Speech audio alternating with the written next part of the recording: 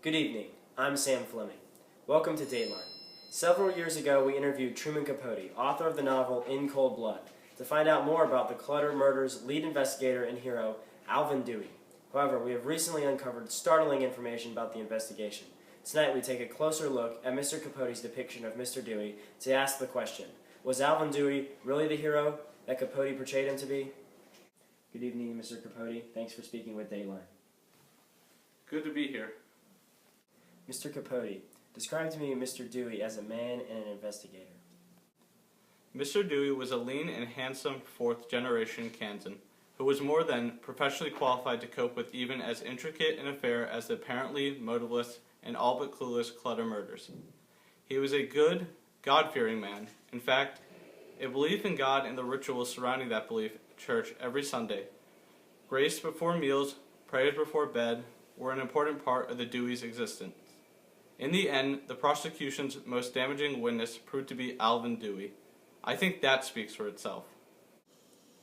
Did you consider him to be a dedicated investigator? Was he truly committed to getting the case solved? Absolutely. There is not a person in Finney County that would argue differently. He dedicated his whole life to this case. It was all he could think about.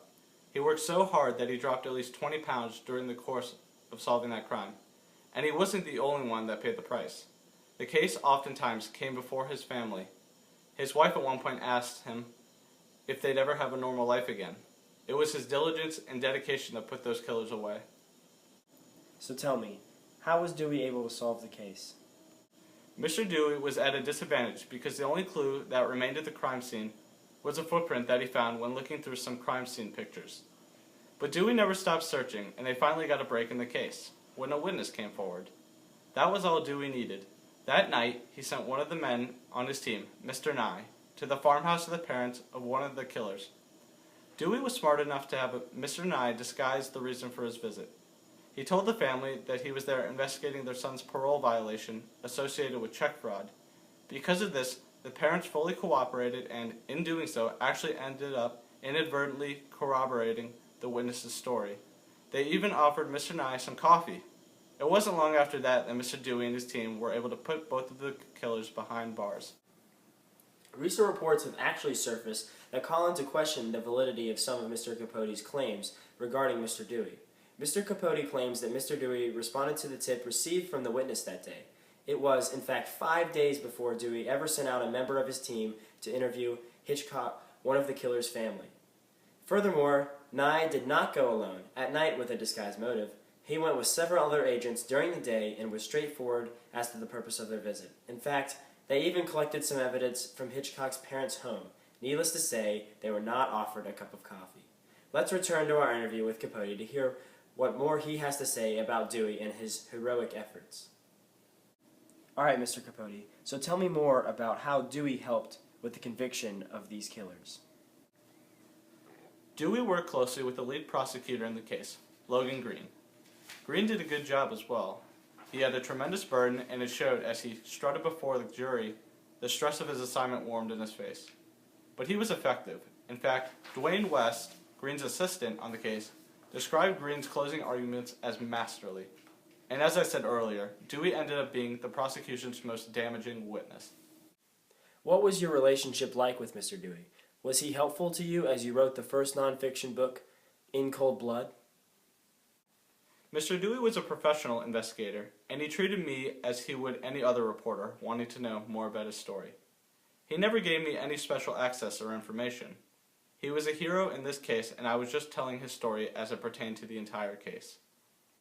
After learning more about the story, it seems that some of Mr. Capote's claims are not quite what they appear. Some of the facts revealed in recent reports uncovered the following. Dwayne West was actually the lead prosecutor in the case, not Logan Green. Logan Green was West's assistant. Mr. West, by his account, had somewhat of a contentious relationship with Capote because he wouldn't give Mr. Capote special access to information about the case. Capote apparently went behind West's back and asked Dewey to cajole the assistant prosecutor, Logan Green, into talking. Letters from Mr. Capote to Mr. Dewey have been uncovered that included the line, "Bless you for your help with Logan Green. The result was excellent."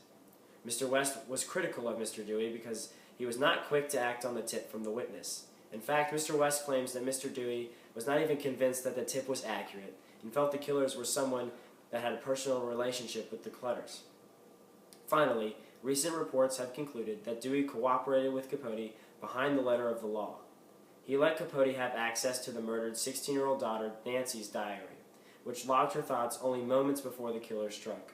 He pressured villagers who were normally reticent to speak to grant Capote interviews.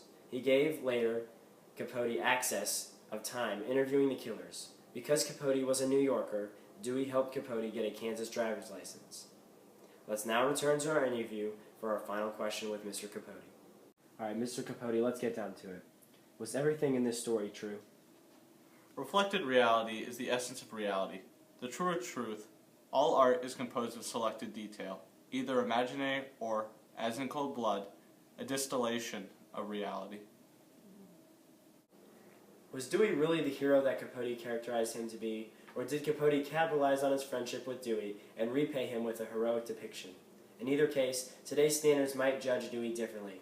With the access of information in today's world, Dewey may have found it difficult to keep secret the existence of evidence, as they did when the story was written.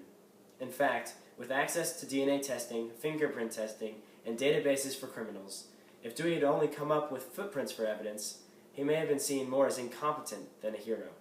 That's all for Dateline. I'm Sam Fleming. Good night.